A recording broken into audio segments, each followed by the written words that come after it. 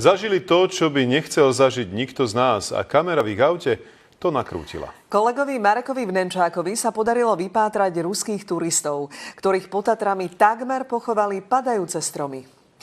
Po tejto dráme už iba trepli, kto a kedy ich spod mohutných kmeňov vyslobodí. Obraz kazí, zábery, ktoré ukazujú, aká tenká môže byť hranica medzi životom a smrťou. Stalo sa to pred takmer 3 rokmi, no video sa začalo šíriť na webe až teraz. V aute boli 3 ženy a vodič. Podľa neho stačilo málo a o tých, čo sedeli vzadu, by sme hovorili v minulom čase.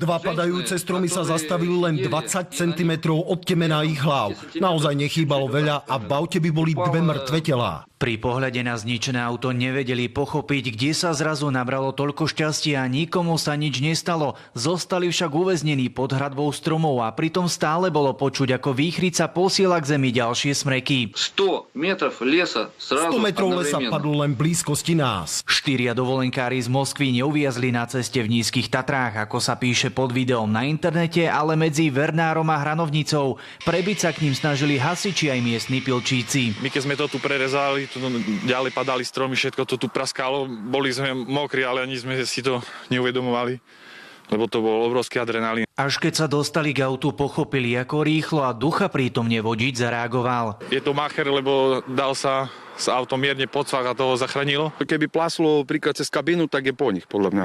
To nemali by šancu. Keď sa turisti ako tak spamätali, začali riešiť dilemu, ako sa dostanú zo Slovenska späť domov. Pomohol autoservis na Spiši. Za 2 dní dali auto do takého stavu, že sme na ňom mohli odísť späť do Ruska. Na ceste, kde sa to všetko zomlelo, to ale aj po ich odchode vyzeralo ako na G3. Cesta bola uzavretá týždeň. Celá tá hora bola tu dole na ceste, aj tu všetko. To, jak vidíme, všetko bolo povalané. Vladimír otvorene hovorí o tom, že 15. maj 2014 je dňom jeho druhých narodenín. Odvtedy na Slovensku nebol, no toto leto sa sem plánuje vrátiť. Chcem sa opäť stretnúť hlavne s ľuďmi, ktorí nám vtedy pomohli a zo srdca im poďakovať. Marek Vnenčák, televízia Markíza.